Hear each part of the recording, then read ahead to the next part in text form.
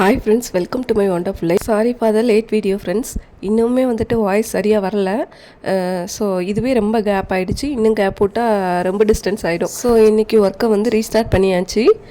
பொங்கல் வருது அப்படின்னோடனே ரொம்ப எக்ஸைட்மெண்ட்டாக வேலையெல்லாம் கடன்னு பார்த்தேன். பட் அதுக்கப்புறம் ரொம்ப ஸ்லோ ஆகிடுச்சு. ஒரு 4 டேஸ்க்கு அப்புறம் தான் வந்துட்டு இந்த வேலைங்கள்லாம் பார்க்க ஆரம்பித்தேன். ஃபஸ்ட்டு வந்துட்டு இந்த பொங்கல் பானையை க்ளீன் பண்ணி எடுத்து வச்சுக்க போகிறேன். இது எனக்கு கொஞ்சம் பிடிக்காத வேலை தான். பட் அம்மா வீடுனா ஓகே, அவங்க பார்த்துக்குவாங்க. இங்கே நம்ம தானே பார்த்தாகணும். பானையை க்ளீன் பண்ணுற வேலையுமே வந்துட்டு ரொம்ப இன்ட்ரெஸ்டிங்காக தான் இருந்துச்சு. இந்த பானையில் கறியெல்லாம் ஒட்டிக்கிட்டு க்ளீன் பண்ண கொஞ்சம் ஹார்டாக இருக்கும்னு நினச்சேன். ரொம்பவே ஈஸியாக க்ளீன் ஆகிடுச்சு. இந்த மாதிரி ஆற்று மண் இருக்குல்ல, அதை எடுத்து வச்சுக்கிட்டு லைட்டாக ஸ்க்ரப் பண்ணாலே வந்துட்டு இந்த மாதிரி சூப்பராக க்ளீன் ஆகிடுது. ஸ்க்ராச்சஸ்லாம் எதுவும் விழுகவே இல்லை.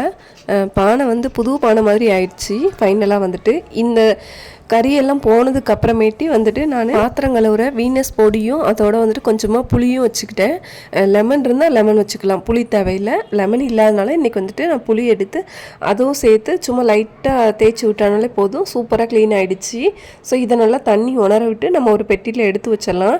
அடுத்து வந்துட்டு இந்த பையில் வந்து நான் ஊர்லேருந்து கொண்டு வந்த கொஞ்சம் கருவாடெல்லாம் பாக்ஸஸில் போட்டு வச்சுருந்தேன்.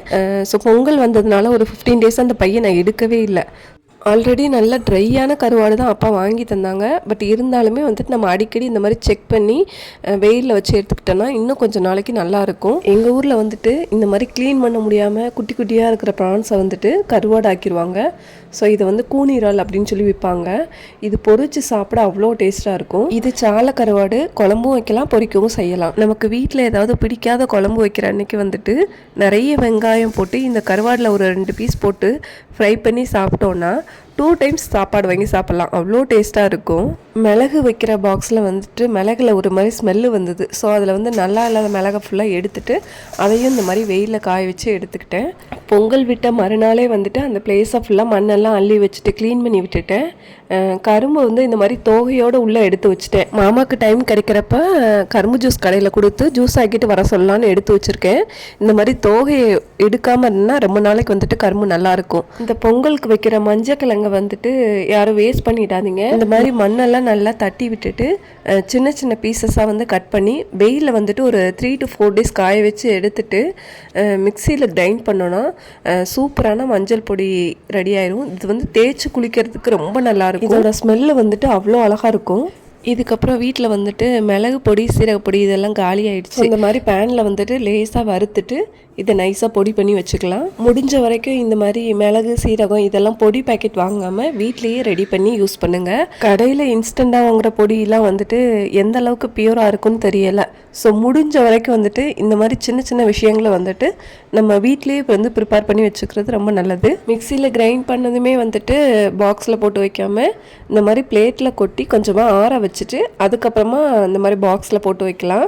அதில் லைட்டாக ஹீட் இருக்கும். ஸோ அதனால் நிறைய கிரைண்ட் பண்ணாமல் இந்த மாதிரி அப்பப்போ அளவாக கிரைண்ட் பண்ணிக்கிறது வந்துட்டு நம்ம செய்கிற டிஷ்ஷுக்கு வந்துட்டு நல்ல ஃப்ளேவர் கொடுக்கும். இன்றைக்கி லஞ்ச் வந்துட்டு எனக்கு மட்டும்தான். ஸோ கொஞ்சம் காரசாரமாக மிளகு, சீரகம், வெள்ளைப்பூடு இதெல்லாம் சேர்த்து போட்டு நல்லெண்ணெயில் வதக்கிட்டு ஆல்ரெடி கரைச்சி வச்சுருக்கிற புளி, தக்காளி, கொத்தமல்லி இலை இதையும் ஆட் பண்ணி அதோட கொஞ்சமாக மஞ்சள் தூள், பெருங்காயத்தூள், உப்பு இதெல்லாம் சேர்த்து ஒரு கொதி விட்டு இறக்குனா சூப்பரான ரசம் ரெடி ஆயிடுச்சு. எனக்கு அளவாக சாதமும் வடித்து விட்டுட்டேன். இதுக்கு தொட்டுக்க வந்துட்டு இதுக்கு மொதல் நாள் வந்துட்டு கொஞ்சம் ஃப்ரெஷ்ஷான டேம் மீன் கிடச்சிது.